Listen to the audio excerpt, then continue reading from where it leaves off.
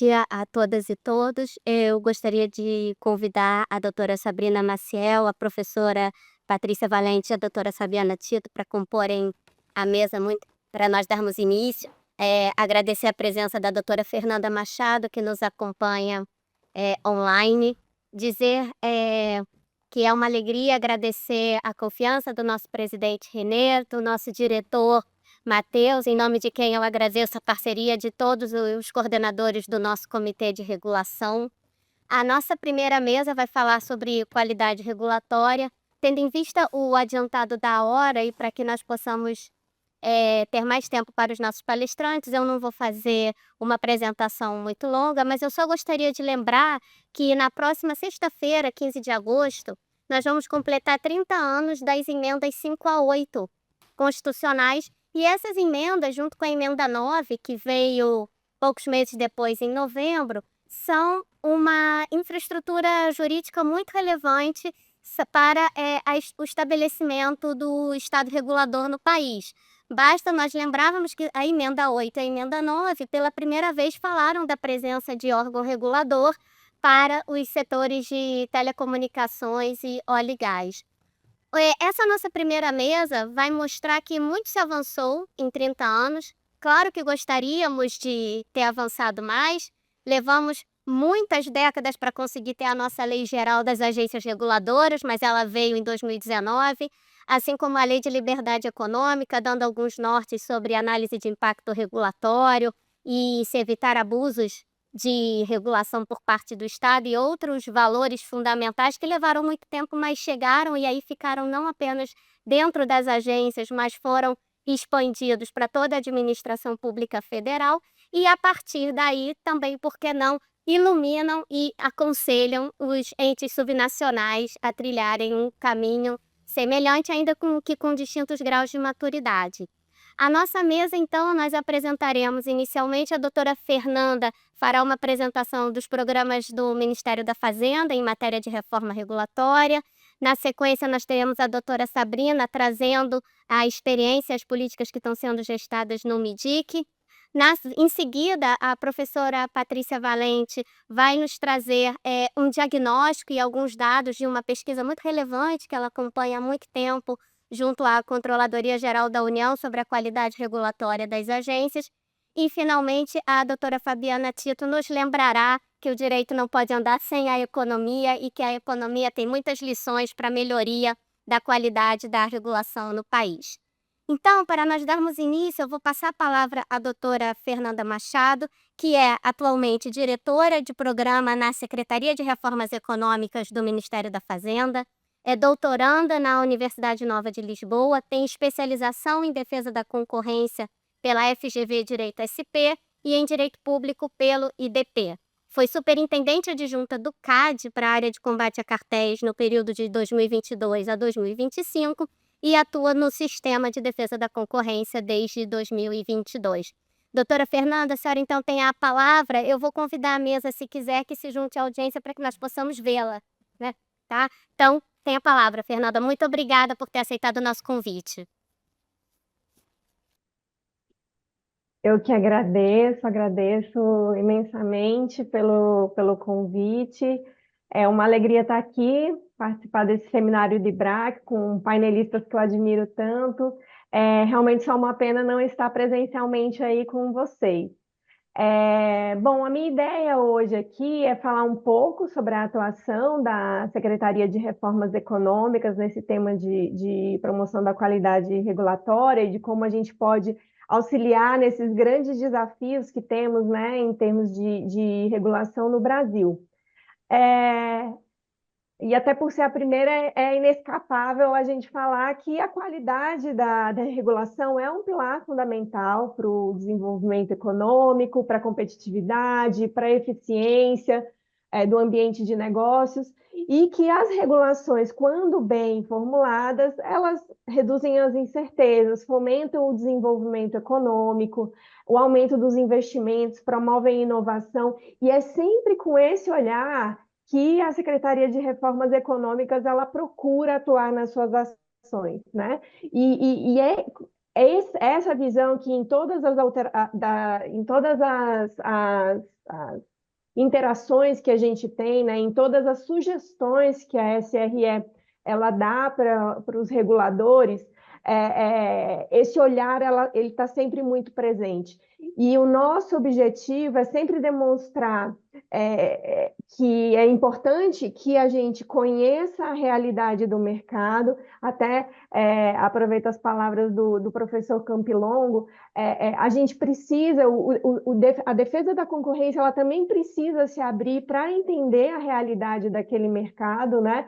E, a partir disso, aliar e juntar nesse quebra-cabeça os instrumentos, as experiências da defesa da concorrência para que a gente tenha um resultado mais proveitoso para o mercado. Então, brevemente, só para ajudar na visualização do nosso dia a dia ali, a Secretaria de Reformas Econômicas ela possui duas subsecretarias. A primeira é a SEAI, né, que agora é a Subsecretaria de Acompanhamento Econômico, e então a gente integra o Sistema Brasileiro de Defesa da Concorrência, e com essa subsecretaria, o nosso objetivo é ter a gente tem a missão institucional de atuar diretamente na advocacia da concorrência. E o nosso, e eu agora já tendo atuado no CAD, tendo a oportunidade agora de trabalhar aqui no Ministério da Fazenda, vejo como é importante a gente ter um órgão que esteja inteiramente voltado para essa atividade e que ele esteja no executivo. Isso permite uma interlocução com as agências reguladoras, com o mercado, de uma forma bem mais direta, com o Congresso. Então, é importante que a gente tenha essa função da advocacia da concorrência com um olhar atento por parte da secretaria, né? E a gente tem também a subsecretaria de reformas microeconômicas dentro da SRM, né? E nesse sentido, essa subsecretaria ela atua até mais diretamente em iniciativas e temas relevantes relacionados ao aperfeiçoamento da regulação do mercado financeiro. Então, por exemplo, a SRE ela representa o Ministério da Fazenda mais diretamente, inclusive, na regulação de setores super importantes. Então, a gente atua mais diretamente na regulação do mercado de medicamentos, no Conselho Monetário Nacional, no Conselho Nacional de Seguros Privados, entre tantos outros. E nesse fórum, a SRE acaba tendo uma posição mais privilegiada para levar esse valor da concorrência no desenho das políticas públicas, na regulação setorial, sempre aliando os valores que são essenciais desses mercados com essa perspectiva da concorrência. E isso é muito o nosso trabalho ali do dia a dia. Patrícia, eu queria trazer, talvez para deixar mais claro, né, dois exemplos mais concretos da atuação da SRE na, na, ali, né, nesse papel regulatório, nessa agenda regulatória. Então, a gente conduz estudos de mercado e opina sobre propostas legislativas, propõe mudanças em normas já existentes no governo, nas várias esferas, né? Por exemplo, em 2023 foram 47 manifestações, em 2024 já foram mais de 200 manifestações em temas que se refiram potencialmente, né, a questões que demandam uma advocacia da concorrência. Então, esse momento de uma leitura dessas normas com essa vertente de defesa da concorrência pode evitar muitos problemas futuros, né, causados por normas e por regulações que venham a restringir a entrada, que venham a limitar a criar restrições, exigir padrões injustificáveis e que diminuem, então, essa competição. A gente sabe que os setores regulados, por vezes, há falhas estruturais que demandam essa atenção, mas o olhar da concorrência sempre pode ajudar a refletir sobre formas menos restritivas para que o mercado funcione melhor, né? Então, por exemplo, recentemente, em 2024, nós nos manifestamos num processo de sanção e veto de um projeto de lei sobre o Estatuto da Segurança Privada. Então, havia uma vedação, né, para a participação de estrangeiros e de algumas instituições financeiras em empresas de segurança privada e também em serviços de transportes de valores. E essa análise da SRE, ela trouxe que isso poderia resultar num fechamento de mercado, e inclusive essa sugestão ela foi acolhida no momento da sanção presidencial. E ali também é muito interessante porque a gente vê os mais variados e nos manifestamos nos mais variados setores econômicos, né? Então a gente vê muito eu que já estou ali há 22 anos, eu faço parte da turma que vê a defesa da concorrência e a evolução ao longo desses anos. Vejo como hoje a possibilidade de um olhar mais atento para a defesa da concorrência em vários dessas normas que estão surgindo, como isso a gente vê vários resultados concretos de alterações que podem evitar problemas no futuro, né?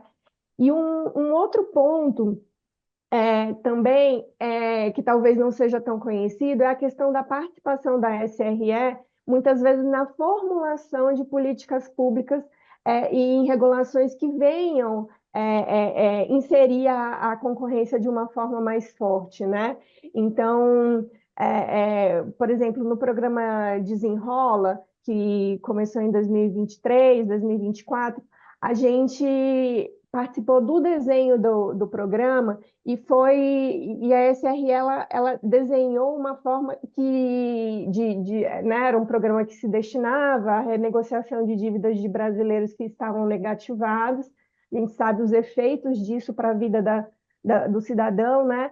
E o foco foi gerar uma competição entre os credores para que eles ofertassem os maiores descontos possíveis. A gente tinha, digamos, uma massa de dívidas de 163 bilhões e a gente tinha um fundo garantidor com 8 bilhões. Como é que a gente fazia que houvesse esse match? Basicamente, a gente inseriu a competição por esses créditos. Então, os credores foi feito um leilão em que houve uma competição pela garantia de 100% do crédito de pagamento que o governo oferecia. Então, esses credores eles se credenciavam, davam seus descontos e muitas vezes com essa garantia de créditos que eles já acreditavam perdidos, os descontos chegaram a 83%.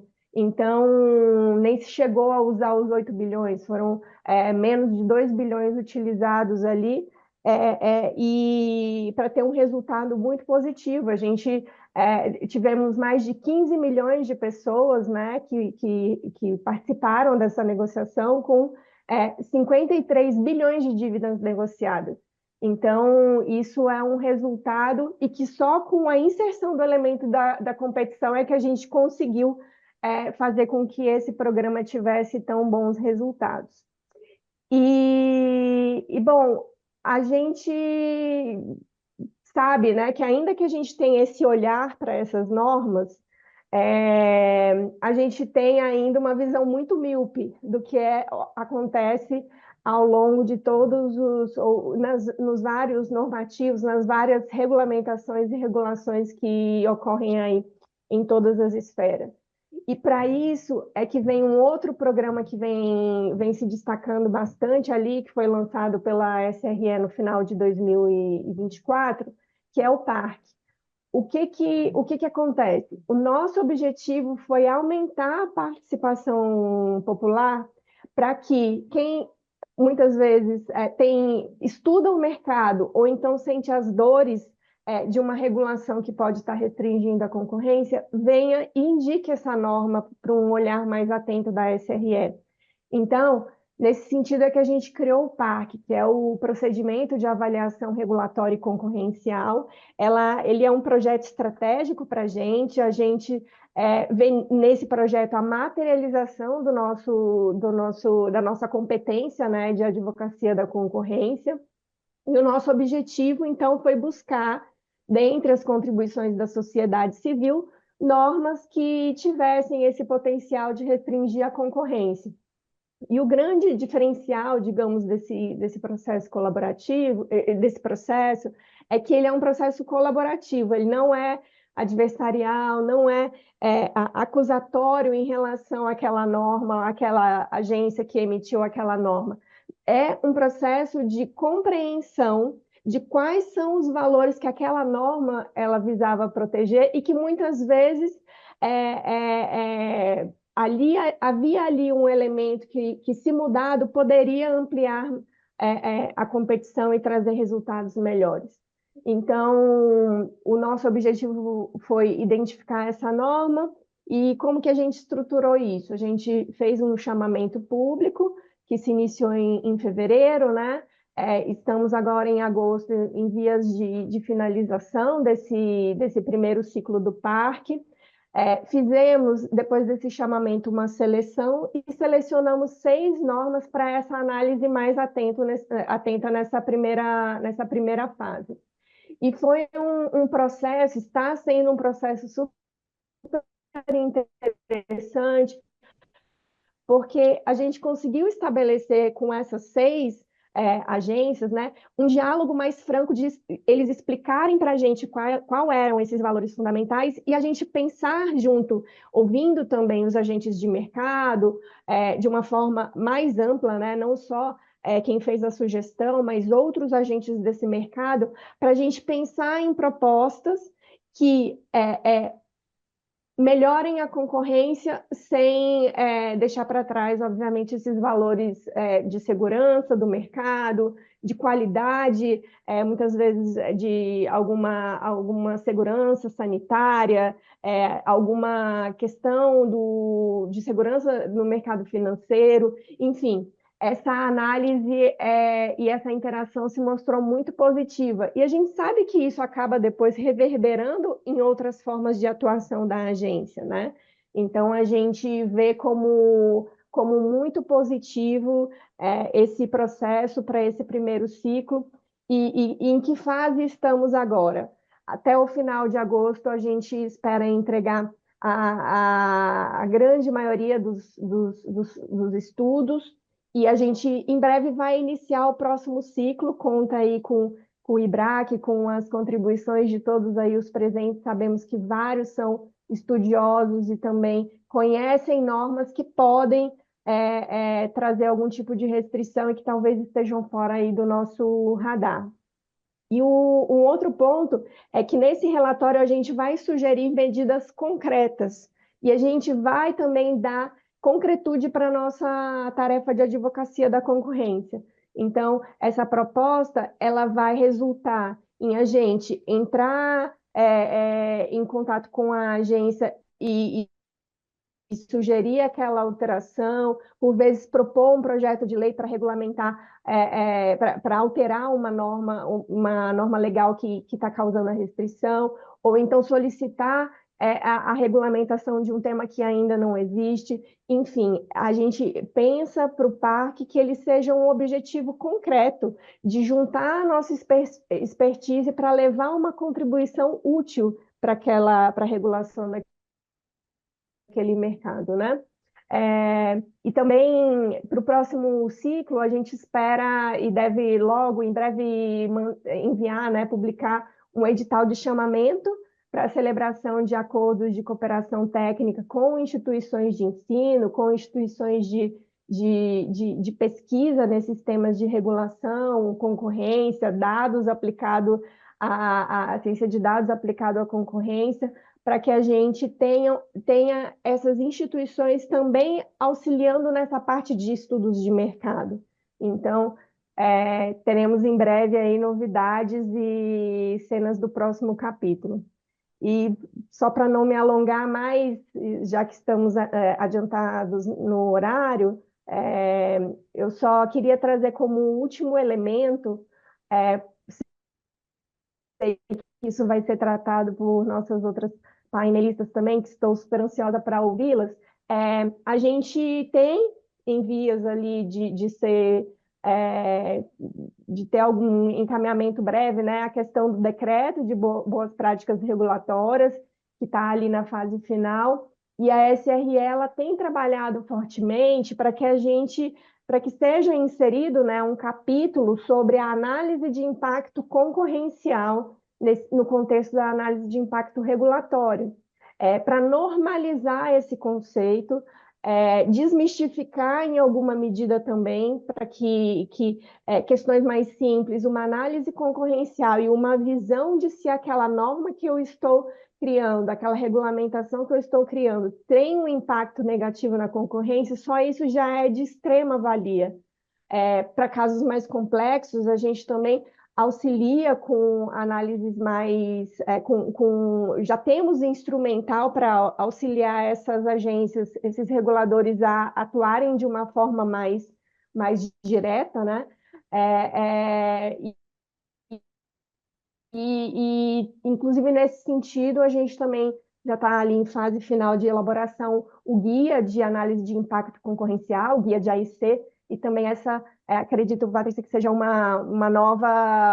novo momento que a gente conta aí com a participação do IBRAC e de toda a nossa plateia aí, com insumos para que a gente tenha um guia claro, objetivo e que traga numa linguagem simples a importância da defesa da concorrência, que no fundo não é uma missão institucional. Institucional é da SRE, mas não é uma missão só da SRE, não só do CAD. É uma missão de todos nós que estamos aqui, que somos apaixonados pelo tema e que no nosso dia a dia a gente pode ter esse olhar e reportar para quem de direito ali uma forma de melhorar o ambiente de negócios aqui do nosso país. Com isso, acho que essa é a minha primeira parte. Fico à disposição aqui, atento para os próximos para o próximo painel aqui. Obrigada, doutora Fernanda. Certamente pode contar com o IBRAST, o nosso comitê, no que nós pudermos colaborar com essa iniciativa da análise de impacto concorrencial e todas as outras em que possamos contribuir para a melhoria do ambiente regulatório. Nós vamos passar a palavra agora à doutora Sabrina Maciel, que é servidora pública de carreira, especialista em políticas públicas e gestão governamental há 18 anos, tem formação em Relações Internacionais, especialização em Comércio Exterior pela FGV e mestrado em Políticas Públicas pela ENAP, em parceria com a Columbia Global Centers. Atua no Ministério da Fazenda, na articulação de medidas voltadas à eficiência microeconômica e como assessora especial da Câmara de Comércio Exterior, conduziu o processo de modernização do processo decisório e promoção da transparência e boas práticas na área de medidas tarifárias e defesa comercial. Na Secretaria de Competitividade e Políticas Regulatórias, tem coordenado o processo para a implementação de boas práticas regulatórias no Poder Executivo Federal. Doutora Sabrina, muito obrigada pela sua presença, é uma alegria tê-la conosco nesta manhã. Tem a palavra.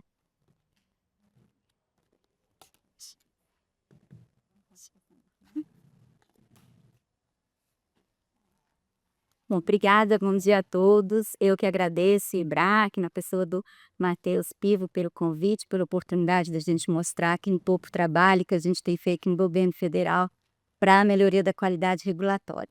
É até bom que eu tenha vindo falar aqui depois da Fernanda, porque a Secretaria de Competitividade e Política Regulatória, ela é uma extração do que foi a antiga SEAI, né?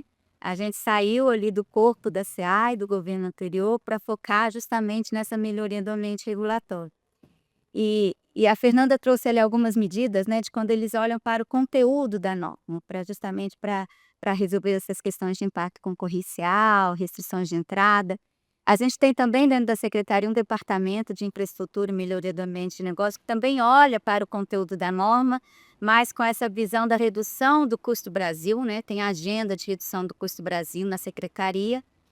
E o departamento de política regulatória, a gente cuida dessa parte da qualidade regulatória, que é um olhar mais transversal, né? Que a gente volta muito para essas ferramentas, para o processo de elaboração de atos normativos, né?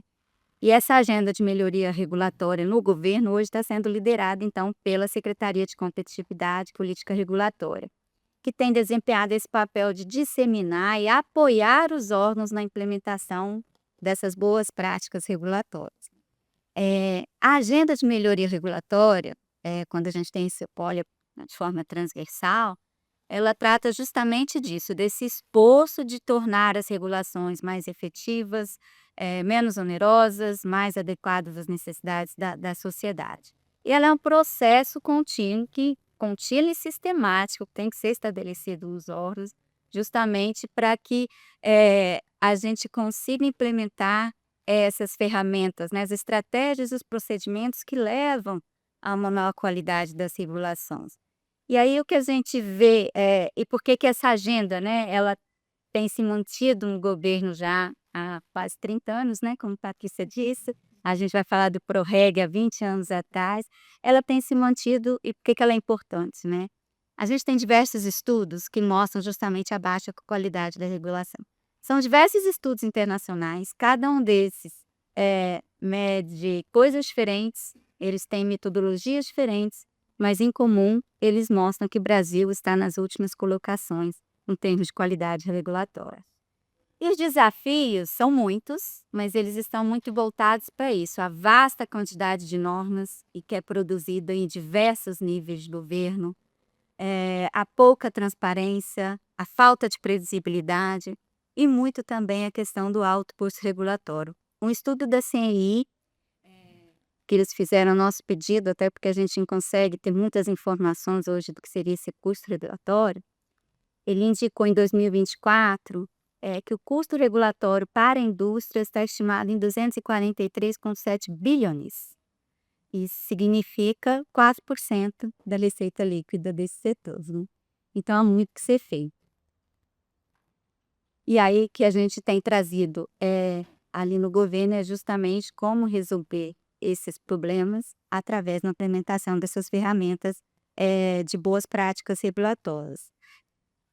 A gente tem aqui, eu vou trazer aqui alguns exemplos, né, do que seriam as principais ferramentas que a gente discute hoje no governo, que a gente tenta implementar. Assim, as agências reguladoras estão há anos-luz dos outros órgãos, mas hoje a gente tem clareza de que a regulação não é feita apenas pelas agências reguladoras. O nosso último levantamento indicou 237 órgãos reguladores apenas no Poder Executivo Federal, isso ali em nível de departamentos, né? Nesse entra, então, estados, municípios, acho que estados são mais de 80 agências reguladoras, então é um universo bem complexo, né? E aí as principais ferramentas hoje que a gente conversa, as ferramentas mais tradicionais que são discutidas, é a questão da transparência, publicidade, né? A gente tem uma dificuldade hoje de encontrar um ato normativo. Nas nossas conversas ali com a administração direta, os servidores do Ministério do Trabalho contam que eles não conseguem encontrar as normas regulamentadoras de trabalho que eles mesmos fizeram no site da legislação. E aqui faço uma meia-culpa, porque a gente também foi fazer um trabalho no MIDIC de gestão de estoque, e as nossas normas também não estavam no site. Então, não é nada muito simples. E assim, é uma medida, às vezes, que parece tão simples, né? E que você já reduz o custo, porque acho que nesse estudo da CNI, o custo de encontrar uma norma estava estimado em 160 bilhões, dentro daquele universo dos 243 bilhões. A gente tem também os processos de participação social, que hoje está muito focado na consulta pública, quando você já tem uma minuta de ato normativo pronto, mas a gente quer trazer os processos de participação social para todas as etapas do ciclo regulatório, até porque quando a gente envolve a sociedade no começo da elaboração do ato, na identificação do problema regulatório, a gente consegue trazer dados, informações que às vezes o governo não tem, e assim a gente consegue melhorar a própria análise de impacto regulatório, que hoje elas são feitas com uma baixa qualidade justamente porque os órgãos alegam não terem dados e informações suficientes para usarem métodos quantitativos, para fazer as escolhas de alternativas. A avaliação de resultado regulatório a gente também está engatinhando, porque a avaliação de resultado depende dos dados que você previu que você colheria lá no começo, quando você também estabeleceu as formas que você monitoraria aquela norma, né? Isso também não é muito feito, mas a gente precisa fazer a avaliação de resultado, porque é ali que a gente vai saber se a regulação realmente foi efetiva e se ela atacou aquele problema que eu identifiquei lá atrás e que justificou a elaboração de uma norma. A simplificação administrativa, a gente estava até aqui comentando sobre processos, formulários. A gente tem avançado muito no governo federal com a digitalização de serviços, mas ainda há muito que ser feito para a redução dessa burocracia. Coerência regulatória é outro inverso, né? Porque aí a gente traz as agências infranacionais, a própria falta de coerência dentro da, da administração pública federal mesmo, né? Entre as agências reguladoras. E a gente tem caminhado também, a gente tem feito coisas para tentar minimizar esse problema, e eu vou falar mais à frente sobre isso. Gestão de estoque, que é justamente esse olhar, né? Se a gente teve um levantamento da CEJU que mostrou que a gente tinha estoque, acho que em 19, de quase 30 mil atos minimamente regulatórios. Então, se você não olha para trás para eliminar aquilo que não faz mais sentido, se você não procura justamente quando publica um novo ato, fazer a consolidação para trazer mais clareza, né, para o próprio regulado, isso também aumenta o custo regulatório. E a questão de monitoramento e avaliação que eu mencionei, que é justamente o que vai te dar informações, ferramentas para poder avaliar o resultado daquela norma criada.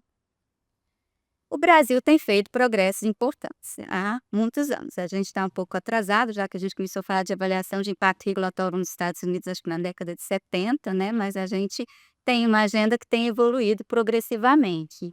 A gente conseguiu estabelecer, por força de lei, a obrigação de algumas dessas ferramentas que eu mencionei ali atrás, com a Lei da Liberdade Econômica, a Lei das Agências, a gente trouxe vários pontos da obrigação da avaliação de impacto, dos processos de participação social, consulta pública, transparência. E agora, nos últimos anos, nesse estabelecimento de uma governança um pouco mais estruturada, justamente para que essa agenda traga os resultados esperados e que permaneça, né, perene ao longo dos anos. E quando eu falo ali desse arcabouço normativo que já foi criado e hoje está vigente, nós temos aqui algumas obrigações. O decreto 10.411, que a Fernanda comentou que a gente está reformulando, justamente porque ele traz a obrigação da análise de impacto regulatório. Dentro da análise de impacto regulatório, além de metodologias quantitativas, de custo-benefício, análise também de impacto concorrencial, hoje em dia a gente já traz outras abordagens, né? A gente já fala em impacto ambiental, impacto social, impacto em gênero. Então, tudo isso está ali dentro dessa análise de impacto regulatório. Mas o Brasil é o único país que obriga a análise de impacto regulatório para todo e qualquer ato normativo que tenha impacto em agentes econômicos.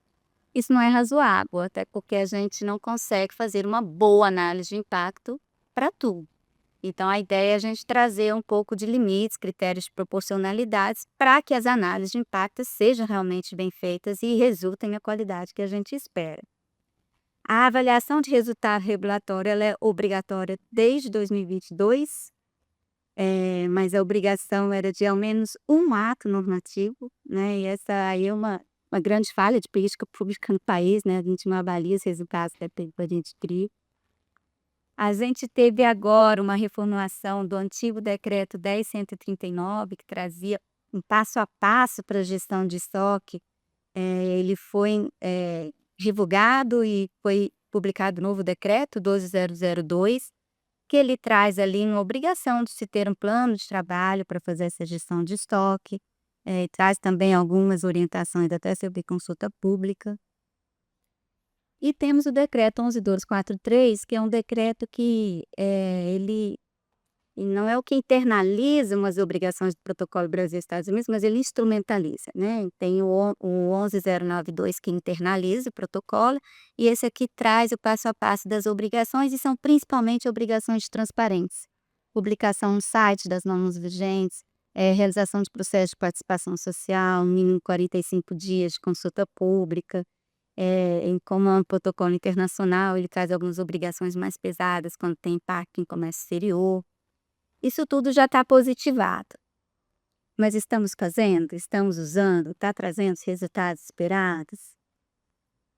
A Controladoria Geral da União publicou agora, em 2024, um relatório de avaliação da implementação dessas ferramentas de boas práticas regulatórias, referência ao exercício de 2022, quando nem tudo ainda é obrigatório para a administração direta, mas já sim para as agências reguladoras.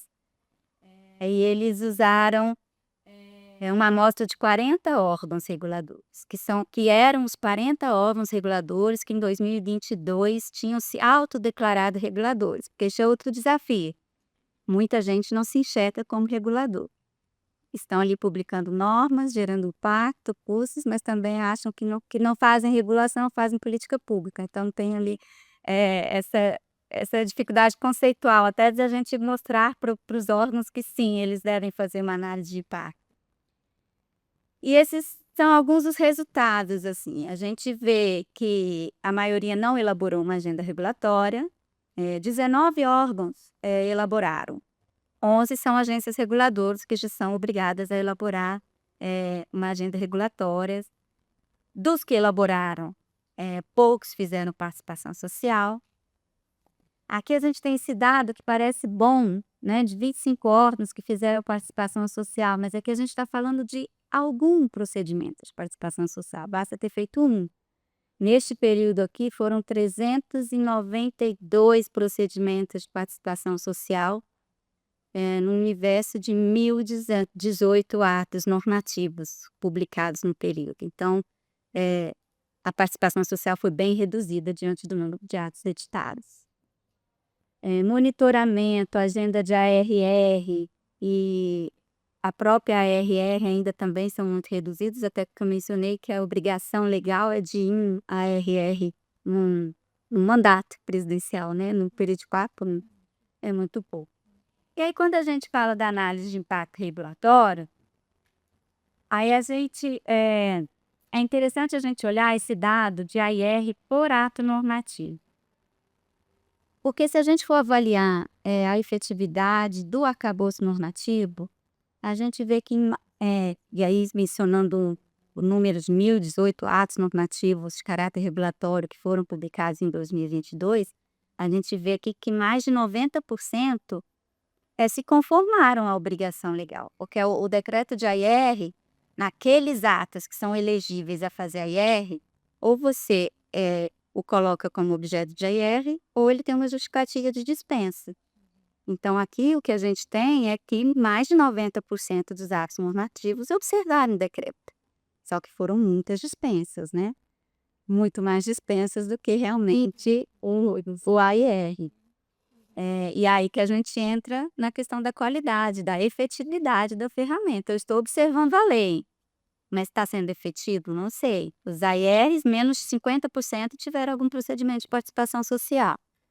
E isso porque a gente escuta de todos os órgãos que eles têm dificuldades em ter informações sobre os impactados pela norma. Então, por que não se faz o processo de participação social? E aqui estou falando só da consulta pública. A gente tem tomada de subsídios, a gente tem audiências públicas, existem várias formas, né, de consultar a sociedade sobre o problema que se busca resolver. E aí, custo regulatório menos de 20%. Metodologias quantitativas são realmente raramente usadas nos relatórios de AIR. Então, assim, a gente tem um arcabouço normativo, a gente tem obrigações legais, mas como é que a gente faz com que isso se torne efetivo?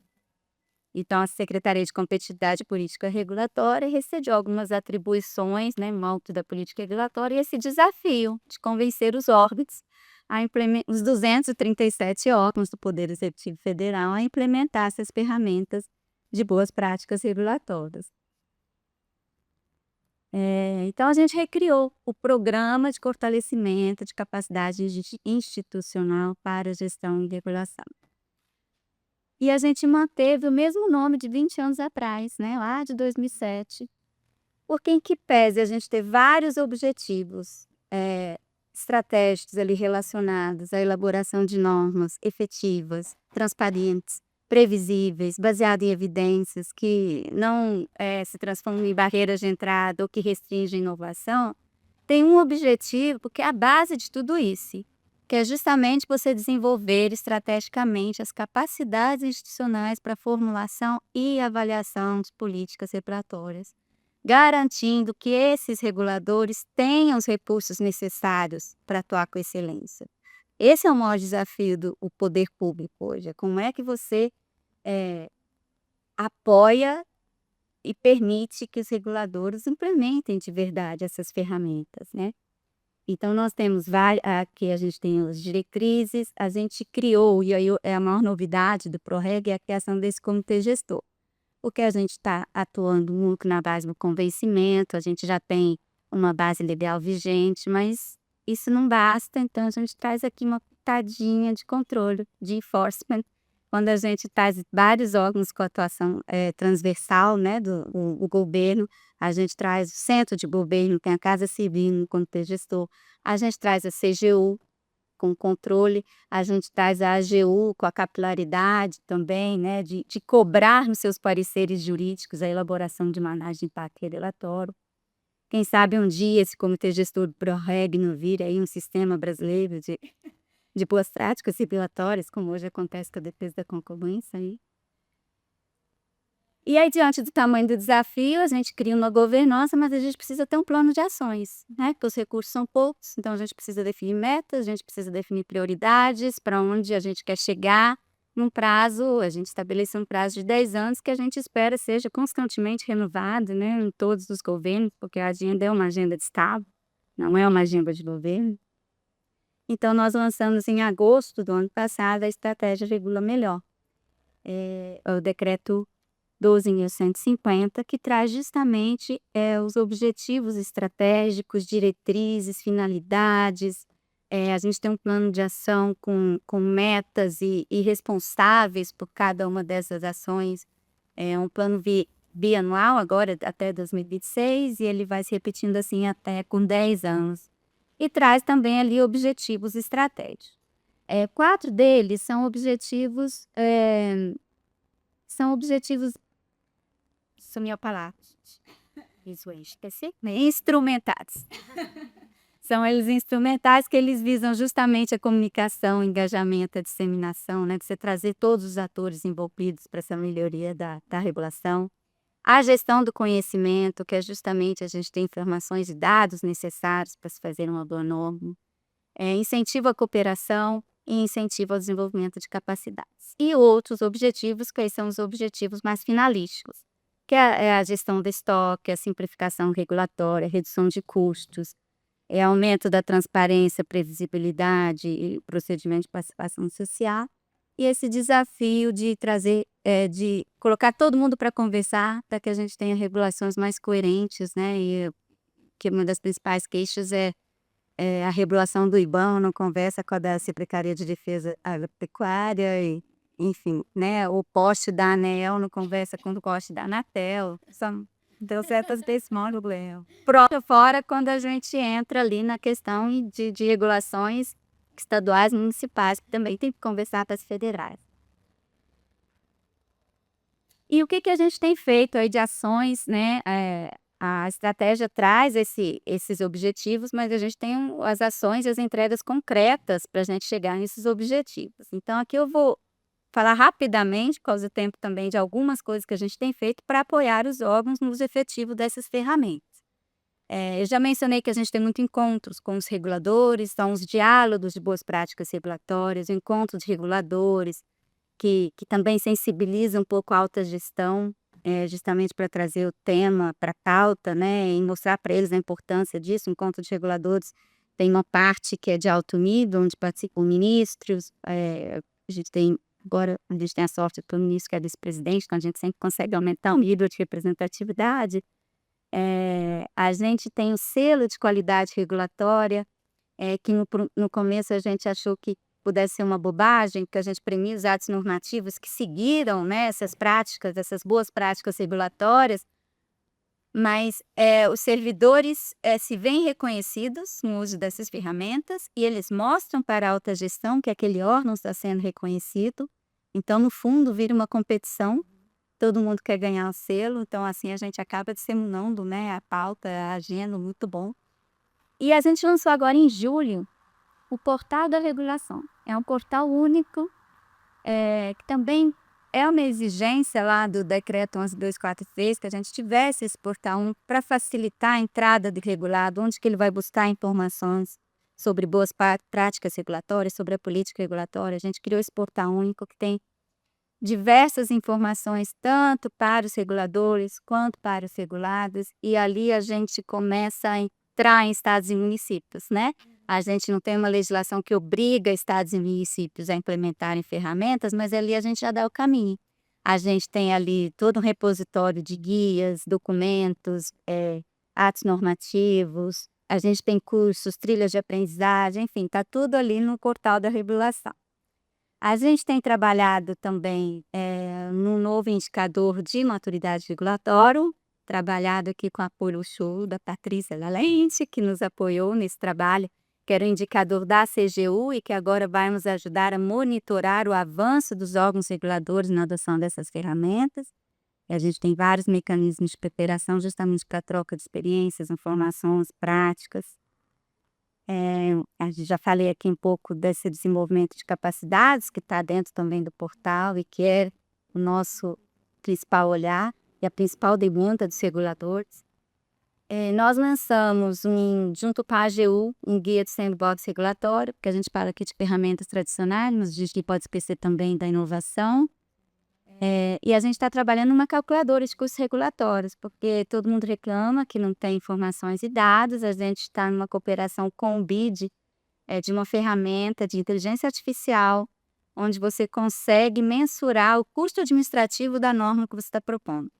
Ela identifica as obrigações que estão no texto da norma e já diz ali para você qual o custo daquilo. A gente está fazendo agora, a gente está finalizando 2 pilotos com a Anatel e a ANP, e a ideia é que a gente siga agora no segundo semestre com mais 2 pilotos e depois essa ferramenta possa ser utilizada por toda a administração, até porque ela utiliza o modelo de custo padrão, então, né, o custo administrativo poderá ser usado por toda a administração.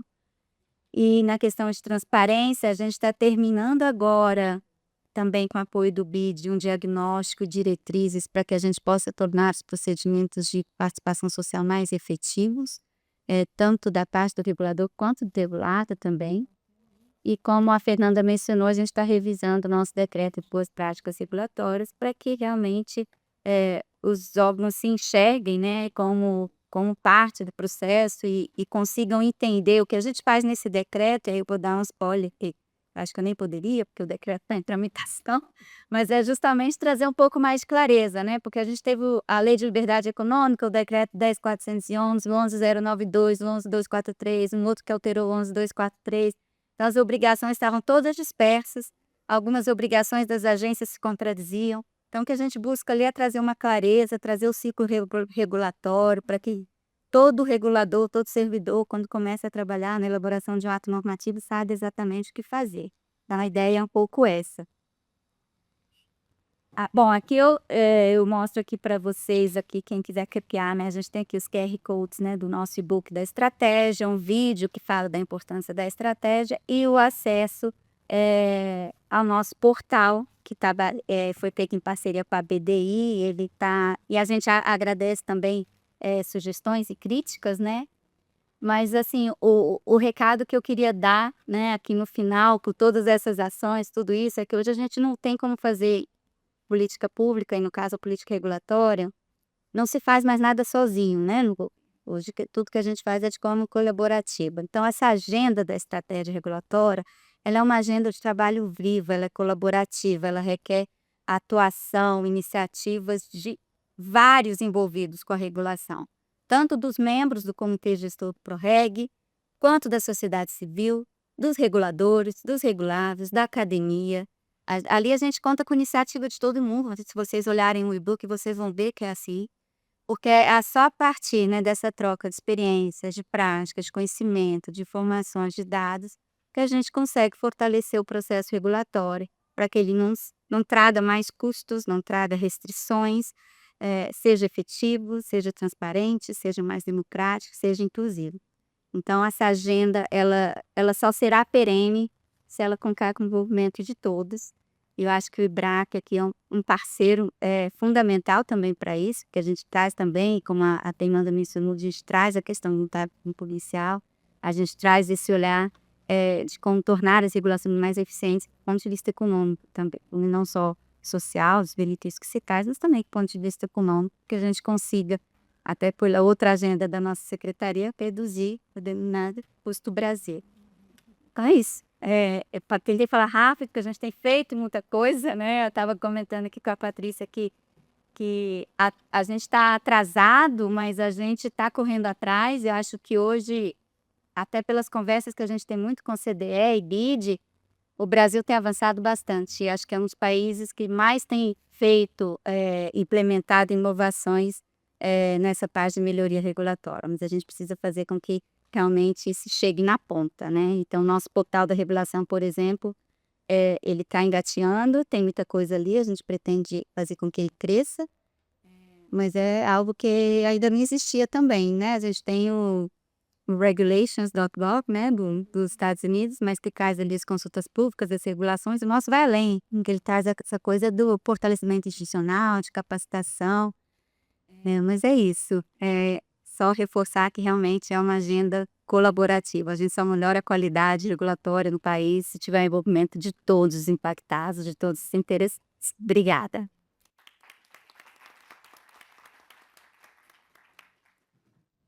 Obrigada, Sabrina, pela exposição tão clara e tão abrangente do trabalho que está sendo feito no MIDIC. Muito interessante, conta conosco também no que pudermos colaborar. Nós vamos passar a palavra agora à professora Patrícia Valente, que é doutora e mestre em Direito do Estado pela Faculdade de Direito aqui da USP, mestre em Direito em Direito Público pela London School of Economics, é bacharel em Direito pela PUC São Paulo, é professora no INSPER, no curso de graduação e pós-graduação em Gestão e Políticas Públicas, do Programa Avançado em Gestão Pública e é pesquisadora do Núcleo de Regulação e Concorrência do Centro de Regulação e Democracia do INSPER. Patrícia, muito obrigada pela sua presença e, enfim, você tem a palavra. Bom dia. Primeiro queria agradecer o convite, tanto de Patrícia, minha chá, quanto de Matheus, que eu reputo um dos responsáveis por a gente estar aqui no IBRAC falando de regulação. Né? A gente está no 11º seminário de regulação, e claro, tem concorrência, o nome mesmo IBRAC tem concorrência no nome, mas era muito, antigamente, a gente não ouvia regulação, concorrência era um tema dominante, e agora não, a gente tem seminário com alguns anos, né? No tempo já, com temas muito interessantes, cito uma agenda atual, discutindo temas que estão nos jornais, como já foi dito aqui antes na mesa de abertura.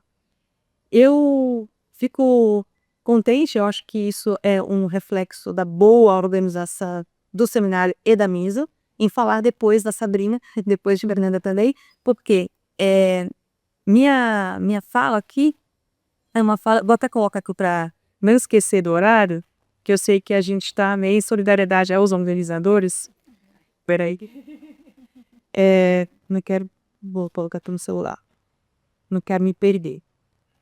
Eu vou me concentrar no aspecto que Sabrina falou de forma sutil, e para mim ele é muito importante, pelo seguinte. Ele está subliminarmente relacionado a tudo que Sabrina falou. Minha preocupação, quando eu recebi o convite de Patrícia para falar sobre qualidade da regulação e a efetividade de algumas ferramentas, eu pensei em algumas estratégias. Eu vou falar de uma ferramenta específica e vou pensar em todas as produções e pesquisas empíricas sobre essas ferramentas, ou vou falar sobre qualidade regulatória em geral. E aí eu fui para uma linha de falar em qualidade regulatória geral, porque a gente tem mecanismos, né, aqui no Brasil especificamente, mas também fora, tem os mecanismos para fazer monitoramento dessa regulação, do uso de todas as ferramentas. Então, vou falar aqui um pouquinho sobre índice, é um índice que está no ProReg, é um índice que está também no QualiReg, que é o índice de capacidade institucional para regulação. Eu estou falando para vocês que eu vou falar isso, mas a minha fala aqui não ia começar por isso. Ia começar por uma outra parte que era, pode passar para o próximo, que era essa figura aqui. Eu trouxe uma foto de uma engrenagem em foco e outra de uma série de engrenagens caminhando e funcionando muito bem. Por que eu comecei falando isso, né? Por que eu trouxe essa foto? Eu falo um pouco sobre o que eu acabei de falar, se eu vou falar sobre AIR, por exemplo, ou se eu vou falar de toda esse emaranhado de ferramentas, de instrumentos, de estratégias regulatórias sendo utilizadas, né? Não estratégias, mas ferramentas específicas. Ou, né, isso é uma forma de ler isso, ou, que é o que eu gostaria de trazer, eu vou falar aqui de agência reguladora, eu vou falar de reguladores em geral. Na fala da Fernanda, ela ora falava agência, ora falava órgãos reguladores, Sabrina já com o tarimbada, em razão, inclusive, da função dela aqui no ProReg, fala sempre reguladores. Quando trouxe, vou fazer daqui a pouco uma linha do tempo, e a Patrícia, na abertura da mesa, comentou sobre a criação das agências, precisamos celebrar, também falou sobre a obrigatoriedade, a lei geral das agências e assim por diante, depois obrigatoriedade de alguns instrumentos específicos pelas agências e também outros órgãos e entidades da administração pública em geral. No direito, em especial, não estou dizendo que não existisse regulação antes. Sempre tinha uma nota de rodapé nos artigos, ou alguns artigos de alguns professores, como o Diogo aqui, que falava sobre regulação fora das agências reguladoras. Mas o fato é que a grande produção jurídica, acadêmica, se concentrou em um pouco entender que regulação seria aquilo que viria das agências reguladoras.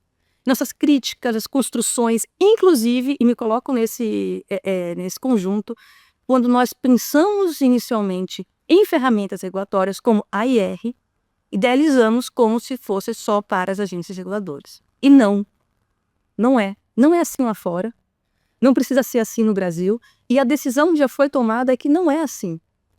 E como é que a gente vai falar de qualidade regulatória para além dos muros das agências reguladoras? Então essa é a minha proposta aqui, proposta da gente alargar de maneira muito aberta isso. Não foi sempre desse jeito, não foi sempre desse jeito, inclusive em termos de políticas, de maneira muito clara, era tudo muito subliminar, e tem um marco em que isso muda, né, do ponto de vista de política. Isso aqui é uma linha do tempo na estratégia que a gente não combinou com o professor Campilongo, de olhar para trás, o nosso retrovisor. Eu vou falar um pouquinho sobre ela, mas sempre me concentrando aqui no relógio, Patrícia, não se preocupe.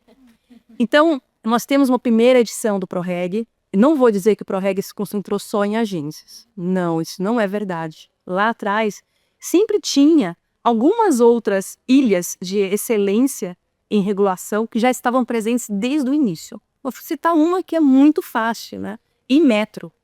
Então, Inmetro não só é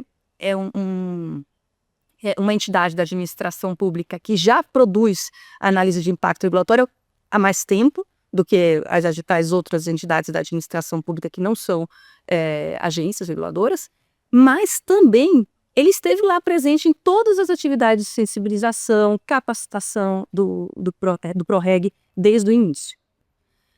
Mas, de alguma forma ou de outra, a gente pode dizer que a grande concentração de esforços se deu para aquelas estruturas novas que precisavam ser consolidadas no contexto brasileiro e que receberam uma maior atenção. Também, inclusive, dos programas governamentais. Queria chamar a atenção aqui, porque vai ser importante, eu não vou chamar a atenção de todos os pontos que estão na linha do tempo, mas para 2007, né, desculpa, e aí o ProReg vai e faz uma série de atividades, e eu destaco aqui o guia, que é um do primeiro, vamos dizer assim, marco em que a gente tem de uma orientação de para onde o farol da qualidade de uma aplicação de um instrumento deveria nortear, orientar, enfim. E aí eu queria destacar em 2017, que não está ali, mas logo em seguida tem o início de um programa que é da CGU, capitaneado pela CGU, mas executado com apoio tanto do UNOPS, que é o Escritório de Serviços para Projetos da ONU, quanto do PNUD, que é mais conhecido, né, uma agência da ONU mais conhecida. Dentro desse ambiente, um pouquinho antes, em 2017, foi desenvolvido um índice institucional da capacitação, da capacidade para regulação, que é o ICI, eu vou falar mais um pouquinho. Então, aqui a CGU não vai como aquela CGU que fez a auditoria regulatória dos dados da Sabrina, mas ele vai, e é muito feliz que a gente tem aqui o Vinícius hoje, inclusive, porque é uma CGU que vai com o boné daquele órgão que quer melhorar a administração pública como um todo. E aí, nós temos muitas críticas a órgãos de controle, mas aqui a gente não pode fazer uma crítica. É o órgão de controle em que se colocou, e tem documentos sobre isso, né? Se colocou numa posição de que vou começar a fazer controle de algo que é diferente de obra pública, no caso eram concessões, concessões comuns, né, com a concessão da 8987, e eu preciso entender como é que funciona isso. E para entender, eles logo identificaram que existiam diferenças muito grandes, e eles quiseram fazer um indicador, né, um índice, na verdade, com vários indicadores pequenos. Criaram um grupo de trabalho, e aí idealizaram e aplicaram. Eu vou falar sobre isso daqui a pouco, mas eu queria voltar. E depois nós temos lei das agências reguladoras, nós temos a lei de liberdade econômica, que impõe a obrigação de fazer a IR, não só para as agências, mas para toda a administração pública federal. Isso é muito importante, porque quando as agências reguladoras se veem obrigadas a fazer uma AIR, por exemplo, elas já vinham fazendo há muito mais tempo. E a administração direta e indireta, fundacional, autárquica, não autarquias de energia especial, elas não sabem, não sabiam como fazer, estão até hoje, né? E existe, né, uma necessidade de treinamento constante para a capacitação de como implementar e adotar continuamente essas ferramentas de boas práticas. A IR é só um exemplo, porque é o exemplo mais fácil, porque é o exemplo que é de uma ferramenta que está há mais tempo sendo falada. Mas a gente podia falar de agenda regulatória, podia falar de AIR e assim por diante. E aí a gente não poderia deixar de falar, não só porque Sabrina está aqui, mas porque o PROREG ele é reestabelecido, e aí fora da Casa Civil, no MDIC, com o comitê gestor, que é muito importante, e ele declara isso de maneira, na estratégia Regular Melhor, que é para toda a administração pública federal. Ele pode passar, por favor, Sabir. E aí eu volto um pouquinho para falar do ICIR. Eu mencionei que a CGU criou o ICIR nesse contexto de concessões, no contexto de infraestrutura. Então ele surge, o ICIR, lá em 2017, como um índice que é para agências reguladoras, federais e infranacionais. A gente não usa lá no COLREG o termo subnacionais, porque já gerou muito problema e distanciou as agências estaduais ou municipais. É um índice que é composto por 8 dimensões que são totalmente aderentes ao fato de serem agências reguladoras que estão sendo medidas, cuja atuação está sendo medida. Então a gente tem pelo menos autonomia decisória, autonomia administrativa, funcional, financeira, como duas dimensões diferentes. A gente também tem regulação de contratos, nem todas as agências reguladoras têm regulação de contrato. E outras dimensões que são comuns, como, por exemplo, a própria análise de impacto regulatório, fiscalização, mecanismos de controle, que dentro de cada dimensão tem componentes que se depois desdobram em quesitos específicos que vão atender aqueles pontos de uma maneira mais macro e antiga, né, de uma forma datada, antes da lei das agências. E o ICI passou por uma reformulação no âmbito do COLREG para poder, inclusive, se atualizar. Mas ele pode passar, por favor. Ele foi aplicado da forma como ele foi idealizado inicialmente para 42 agências reguladoras. A gente tem só um ciclo de aplicação para essas 42 agências, então o que é muito ruim do ponto de vista de replicabilidade, de mensuração, de impacto, né? A gente conversa com um economista, o direito fala assim, poxa, a gente tem aplicação 42 agências, olha que legal, a gente tem uma fotografia. Aí o economista fala, mas nunca mais foi aplicado novamente? Não digo, cara. Como é que a gente compara o antes e depois, né? Poxa, a gente estava aqui só testejando, celebrando isso e é um incipiente. Daqui a pouco eu falo das iniciativas para continuar no âmbito da CGU. Eu queria dizer, né, de todas essas dimensões, a análise de impacto, ela está ali como uma das mais deficientes, e as perguntas, os quesitos que são para responder, são quesitos muito simples, inclusive porque são antes das agências e muito tempo antes da gente chegar no nível de discussão sobre qualidade na análise de impacto que a gente tem hoje. Além disso, a partir da aplicação do ICI, o resultado a gente pode enquadrar as agências em 5 categorias diferentes. E a mais desenvolvida, mais, vamos dizer assim, avançada em termos de qualidade, é o nível avançado. Nenhuma agência está no nível avançado.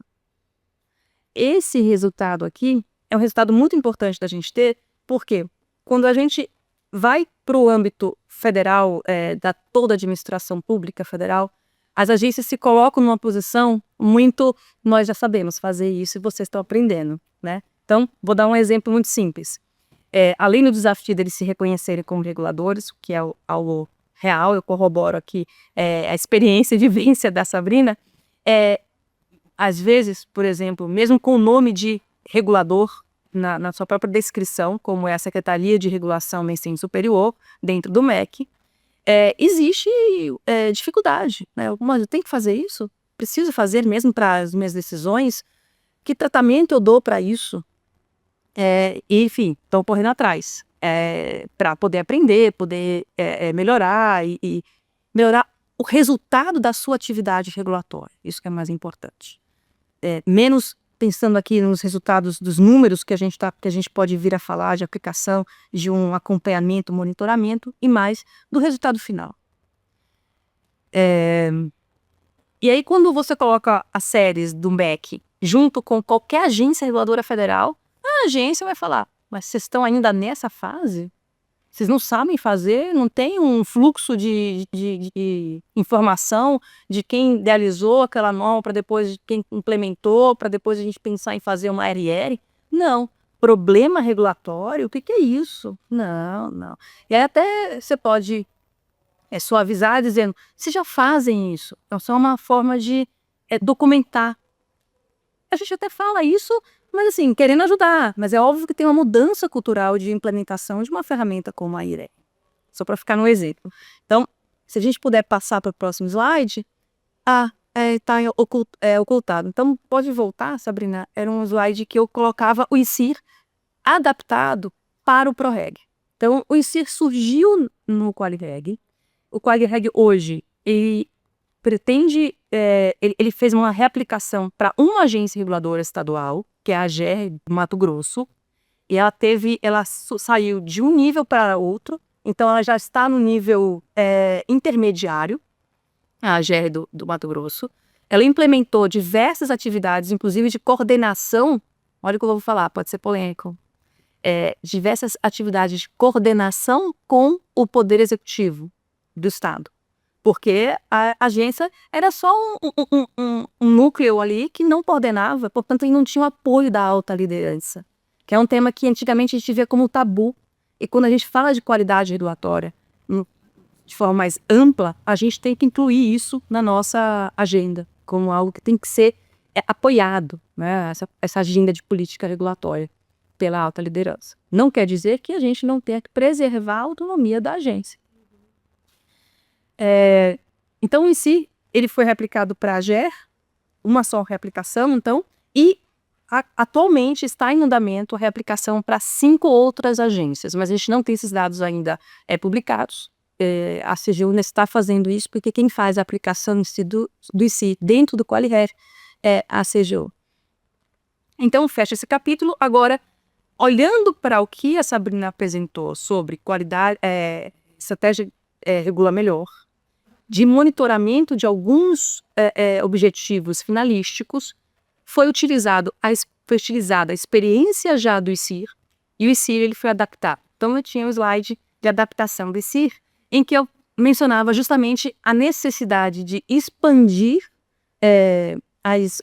retirar as dimensões relativas exclusivamente às agências reguladoras, expandindo para toda a administração pública federal.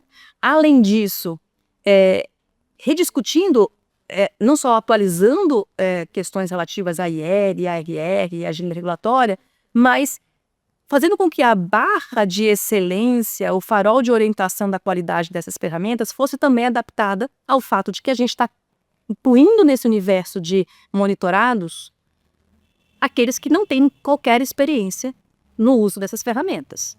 Então, tinha uma dificuldade muito grande. Vamos exigir, por exemplo, a participação social, inclusive antes da consulta pública? Que essa é uma boa prática regulatória. Ou não? Poxa, mas será que a Ceres vai conseguir fazer isso?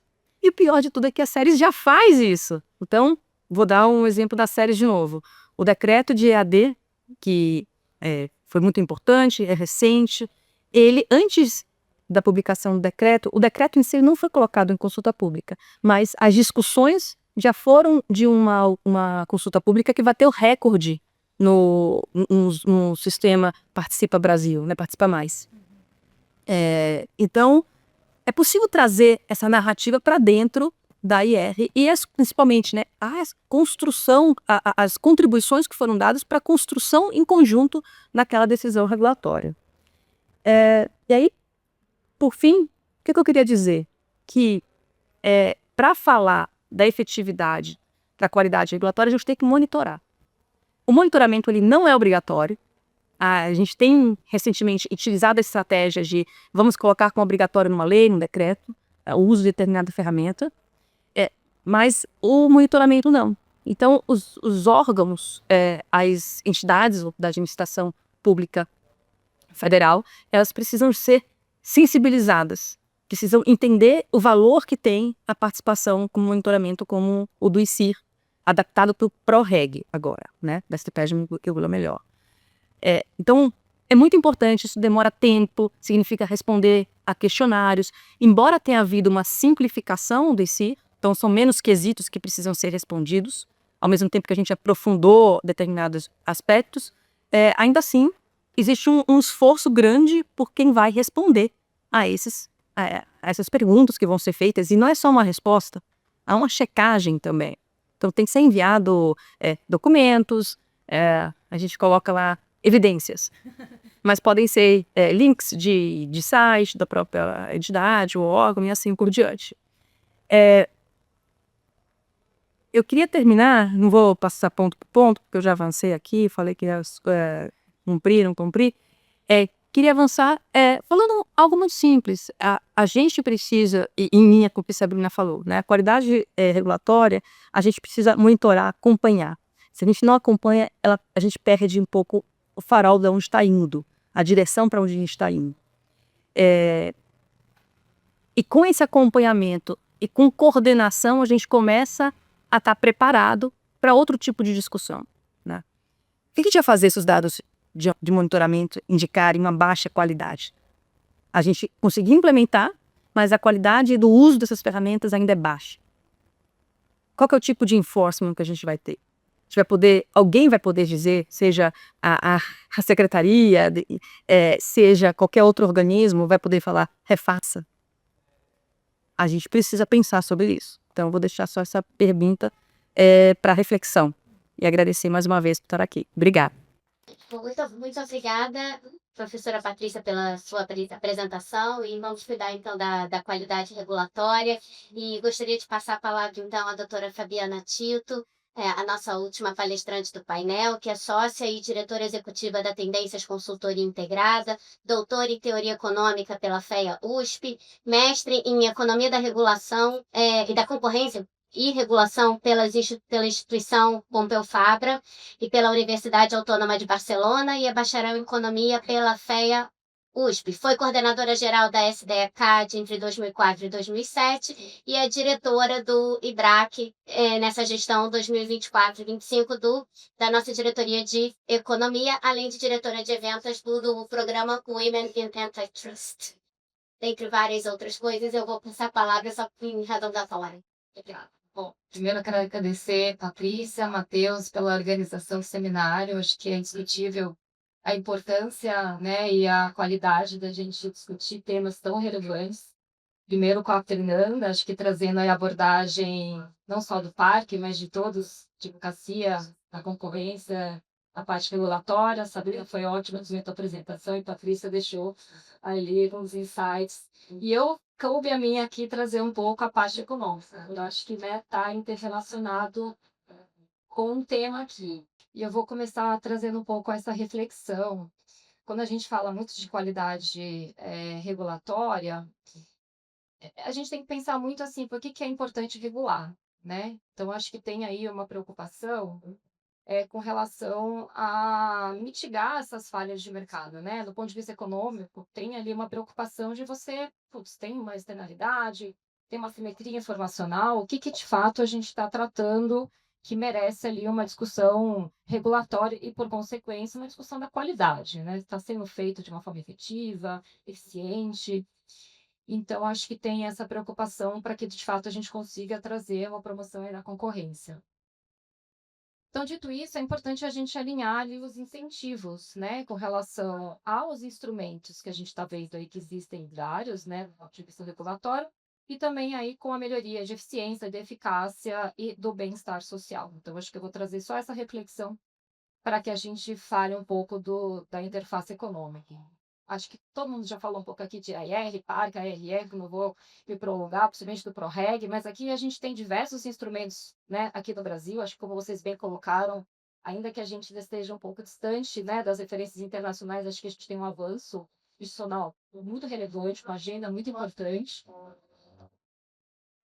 E, novamente, né, eu acho que a questão aqui do fundamentação econômica, né, aí pegando um pouco o arcabouço do AIR, que acho que grande parte das citações elas estão relacionadas a isso, é sempre a gente pensar muito no tal do custo-benefício, né? Na parte, do ponto de vista econômico, nós, como economistas, a gente sempre está tentando mensurar de alguma forma, você está tentando ali mitigar algum problema, né? Alguma assimetria informacional, alguma questão de uma falha de mercado, você tem que sobrepesar. Poxa, qual que é o custo de eu estar impondo algum tipo de intervenção no mercado vis-à-vis ali um benefício, né? Então, no fim do dia, é como se fosse uma balança para você dosar. Será que o remédio, no caso, que você está impondo, será que não é maior do que, de fato, o benefício que você está, né, esperando?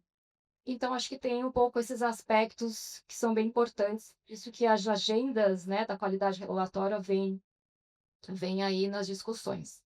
E tem sempre o risco de uma regulação em excesso, né? Que acho que a grande parte das preocupações é você colocar esse remédio em excesso e você provocar, não apenas não conseguir o resultado, mas provocar ali até efeitos piores, né? Decorrentes disso. E a necessidade de trazer evidências econômicas, né? A gente sabe que grande parte tem a dificuldade de ter dados, né? Acho que a Patrícia, a Sabrina comentaram um pouco sobre isso, que nem sempre a gente tem informações para quantificar, principalmente o tal do antes e depois, né, Patrícia, que você comentou ali que vocês já fizeram, mas, poxa, mas e depois? Será que eu estou tendo uma evolução, né? Até para trazer ali para as discussões. Inclusive, né, voltando aqui um pouquinho, o próprio AIR, ele traz ali algumas métricas com relação a como você quantificar, ou pelo menos como você trazer para você ponderar essa balança, né? Se ela está mais para o custo ou mais para efetivamente o benefício, né? Você tem lá uma análise de custo-benefício, uma análise de custo-eficácia, você tem a multi-critérios, que até a Sabrina comentou que às vezes outros quesitos entram, ambiental, social, não só ali o custo sendo colocado na balança, né? Então tem ali, em tese, um procedimento, né, a ser seguido. Bom, do ponto de vista de desafios, acho que é um pouco o que a gente já comentou aqui. Tem limitações um pouco técnicas, acho que tem aí as boas práticas que têm sido disseminadas, né? Gostei bastante, Sabrina, que você trouxe no final, que vocês têm umas iniciativas muito bacanas aí, né? Disseminação, que acho que é super importante, porque não basta a gente ter vários guidelines aí, se como é que isso está sendo de fato disseminado e colocado em prática, né? Então, acho que isso é importante. Ainda observamos aí dados insuficientes, mas acho que isso é uma agenda que acho que tem aí melhoras, né, por vir. Uma baixa cultura de avaliação econômica, né, acho que vocês trouxeram aí que menos de 20% dos AIRs tem análise de custo-benefício, ou seja, é muito pouco, né, é muito pouco. E falta de análise ex post, né, que é um pouco nessa linha do antes e depois. Poxa, estão fazendo, mas será que de fato está tendo aí uma evolução, né, na linha ali? Será que não está tendo uma regulação em excesso? Então, acho que são sempre essas ponderações que são importantes da gente trazer. Do ponto de vista do parque, acho que a Fernanda já fez boas inserções, mas lembrando aí que o parque, né, ele tem uma agenda concomitante, né? Teve o primeiro ciclo, agora está para surgir aí o segundo ciclo. Então, ele tem essa aderência e junto com as outras agendas do PROREG, com relação à identificação, né, de normas regulatórias que possam estar trazendo implicações concorrenciais. E dos aspectos econômicos, né, é importante. Por que é importante, né? Seja o AIR, seja o parque, sejam outros instrumentos, eles eles têm a identificação de eventuais entraves regulatórios que eles possam estar acerbando, seja um poder de mercado, seja uma barreira, né, uma barreira à entrada, uma barreira regulatória que impeça ali uma maior dinâmica daquele mercado e ineficiência locativa, né, que são termos econômicos, mas que mostram ali de por que é importante essas agendas que são propostas na advocacia da concorrência e regulatória. E é importante sempre ter essa integração, né, essa interface ali, seja da análise concorrencial nos processos regulatórios, né, que vocês bem colocaram, e as interfaces com todas essas agendas que a gente tem aqui, né? É importante ter essas ações colaborativas, né? Aí falando um pouquinho do PROREG, acho que a Sabrina já fez aí uma ótima exposição, fiquei bem animada aí com essas iniciativas, mas ela, de fato, é uma ferramenta que promove transparência, accountability, previsibilidade, né, que eu acho que é, de fato, algo que é importante aí nessa agenda de uma melhoria da qualidade regulatória. Então, você tem ali o ciclo regulatório, né, que você tem uma integração de várias etapas, né, de acompanhamento, que acho que isso já foi falado, tem a questão do monitoramento, que também, né, a gente traz aí um pouco dessa evolução, e os aspectos mais econômicos, né, que seja ali a questão dos incentivos, lembrando que do ponto de vista econômico, os agentes, eles se movem mediante a incentivos, né, então, se os incentivos não forem bem postos, você não vai ver muita evolução, então, é sempre importante dosar como que essa governança pública ela pode induzir essas melhores decisões regulatórias, né? Então é importante sempre estar casado, estou com incentivos corretos ou não. E essa importância de previsibilidade e qualidade diante dos investimentos privados, né?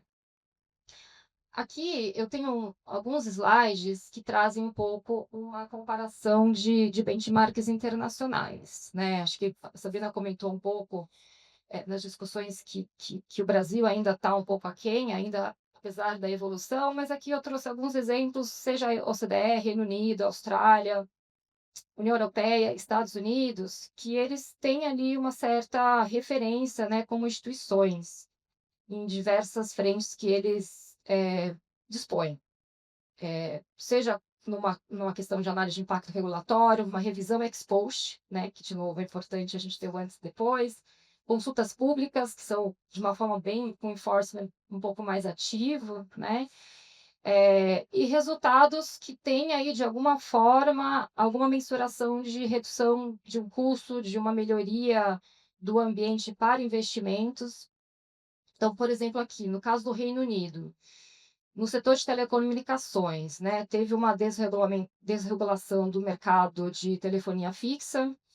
No caso ali, a Ofcom, que é um regulador, né, uma agência reguladora britânica, ela faz uma revisão de forma periódica, né, do escopo da regulação sobre linhas de telefonia fixa. Isso aqui é um caso um pouquinho mais antigo, mas ele traz exatamente de como que a OIR ele entrou para que trouxesse ali uma melhoria desse ambiente, ou seja, mediante o OIR, mediante uma análise de concorrência, mostraram que algumas regiões elas já detinham uma concorrência efetiva e que, por consequência disso, né, os regulamentos de preços, intervenções diretas, eles foram retirados dessas áreas onde elas dispunham de uma concorrência pré-estabelecida, né?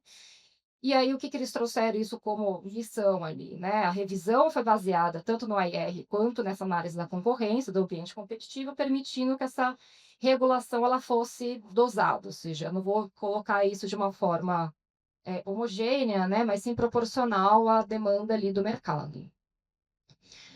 Na mesma linha, a União Europeia, também aqui trazendo um exemplo do setor de telecom, para o caso de roaming internacional, o contexto era que antes, para estabelecer preços máximos ali para o roaming de telefonia móvel, a Comissão Europeia ela realizou também uma análise de impacto regulatório, bem detalhada no caso.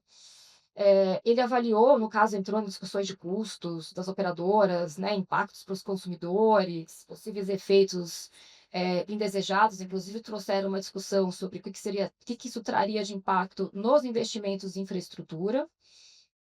E diante dessa discussão, eles colocaram ali que essa proposta ela tinha que ser calibrada de forma a evitar que criasse tarifas que não fossem correspondentes, né, a uma dinâmica de mercado, ali, uma prática de mercado, e que também não desestimulasse a entrada de novos players. Então, assim, o que significa isso, né? Onde que a economia ali entra para dosar quanto que essa regulação é necessária e de que forma ela deveria ser imposta aqui.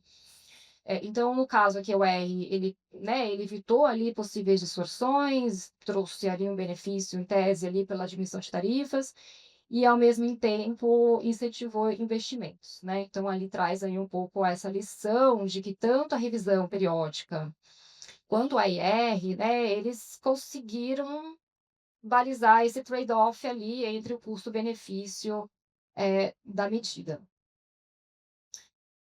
Na mesma linha, a Austrália, ela também tem ali uma cultura de revisão e também de consultas públicas bem ativa, inclusive de revisões pós-implementação, que é um pouco o que a gente tem discutido muito aqui.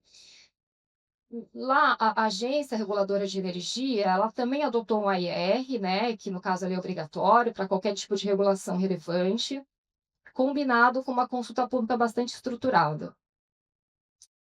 Nessa proposta, né, eles tiveram ali uma questão de forçar investimento em infraestrutura de transmissão, só que o AER ele identificou que determinações rígidas poderiam elevar custos, ou seja, você impor uma necessidade ali de um custo adicional sem garantia de melhorias de serviço. De novo, né, você balizar ali custos-benefícios. Será que você precisa de tudo isso? Né? Você colocar, às vezes, aquele over-regulation. Então, de novo, a linha nisso. Aí, o que eles fizeram? Fizeram uma revisão pós-implementação,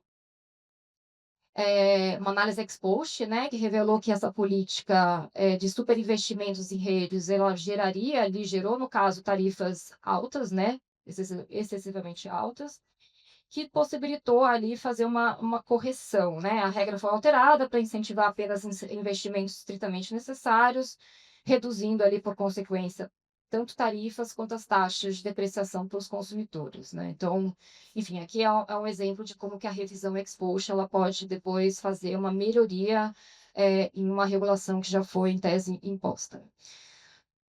A União Europeia também, na mesma linha, setor energético, fez coisas similares, né? Trouxe ali uma implementação de um AIR setorial, que também trouxe melhorias, né? Implementou regras, o contexto era a implementação de regras de separação em atividade, geração e transmissão, fazer ali o unbundling.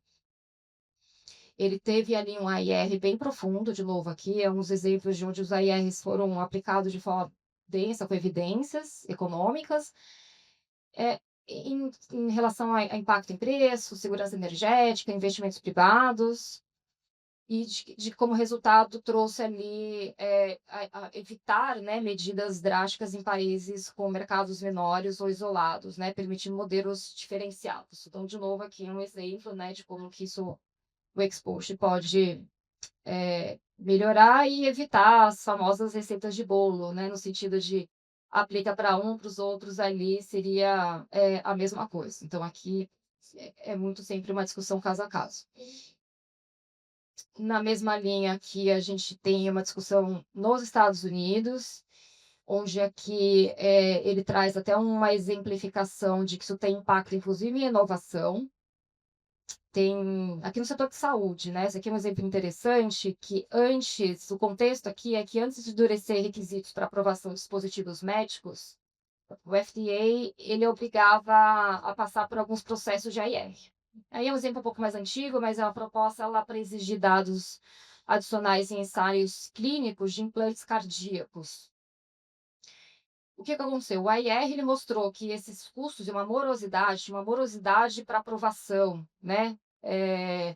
Atrasava tanto o acesso quanto a dispositivos mais inovadores, né? Então isso tinha uma implicação ali, inclusive por qualidade ali e até por impactar preços nos hospitais, né? Então a decisão, a regulação, ela foi ajustada para priorizar os controles que de fato eram prioritários, que tinham, né, incluíam riscos, enquanto outros passavam por um trâmite mais simplificado, ou seja, na linha de colocar, obviamente você não vai deixar à parte ali a regulação, mas você deixar simplesmente aquilo que de fato é estritamente mais necessário, né? Então, o que é de lição aqui, né? Uma IR, entre aspas, bem feito, impede uma overregulation, que pode penalizar ali a inovação e o acesso. Esse aqui é um último exemplo, também aqui tem o OIRA, né, que é o órgão da Casa Branca, que ele é responsável por análise de coordenação de políticas regulatórias do governo federal dos Estados Unidos. Ele também trouxe, esse aqui é um exemplo um pouco mais recente, onde ele trouxe que uma revisão da Agência de Proteção Ambiental sobre regulamentação de emissões industriais. Também, de novo, o AIR, ele trouxe ali uma exemplificação com evidência de custos de que a exigência dessa regulamentação, ele mostrou custos elevados para um benefício em tese ali, que eles consideravam marginais, né? Gerando revisão de pedidos de revisão e ajustes antes da publicação da norma. Então, aqui, o que tem de lição é que a checagem sistemática desse custo-benefício, ele é central para que as normas sejam mais eficientes e transparentes. Todos esses exemplos aqui, né, são mais ou menos na mesma linha da relevância das análises econômicas e dito que a gente tem observado um uso muito baixo, né, menos de 20% aí nas nossas análises de AIR, então acho que é um pouco de como é que isso pode trazer melhorias. Então, o que a gente traz aqui um pouco pensando nessa inter-relação da análise econômica com esses aprendizados aí desses benchmarks internacionais, né? Essa adoção, né, dessa sistemática de instrumentos de qualidade regulatória, ela de fato não só evita custos, né, do que a gente está trazendo aqui, mas também promove ali uma regulamentação mais eficaz, mais eficiente, né, que proporciona aí uma melhoria de ambiente competitivo, de produtividade para o país, né? Então, esse aprendizado internacional, ele mostra que mecanismos como o OIR, PROREG e outros que a gente dispõe aqui, eles de fato propiciam uma melhoria de resultados mais concretos, né, do que a gente ficar só ali nas divagações de que existem procedimentos, né? Então, de novo, né, o IR, e em especial as avaliações ex post, elas são importantes. E acho que aqui, sem eu querer me prolongar muito, mas já terminando, né, acho que de lições econômicas, tentando trazer um pouco de como que nós aqui, economistas, inclusive o Guilherme está aqui junto conosco, né, acho que é importante trazer essa abordagem, né, que essa supervisão independente e a obrigatoriedade, ou pelo menos a inserção, quando possível, né, das análises econômicas, elas auxiliam nessas revisões e na avaliação desses custos-benefícios, né? A cultura de revisão e os ajustes destas normas, aí eu trago até um pouco o Parque nessa linha, né, que traz essas discussões com relação a melhorias de normas já pré-existentes que possam estar impactando a concorrência, né, são instrumentos robustos de qualidade regulatória e são muito importantes ali para o ambiente competitivo. Então, acho que se eu fosse fazer ali um resumo de tudo, né, a análise, o papel da análise econômica, ela de fato é fundamental para a gente calibrar as decisões regulatórias e aprimorar aí o ciclo regulatório brasileiro. Então acho que eram essas as minhas contribuições, agradeço e parabenizo de novo as palestrantes de hoje.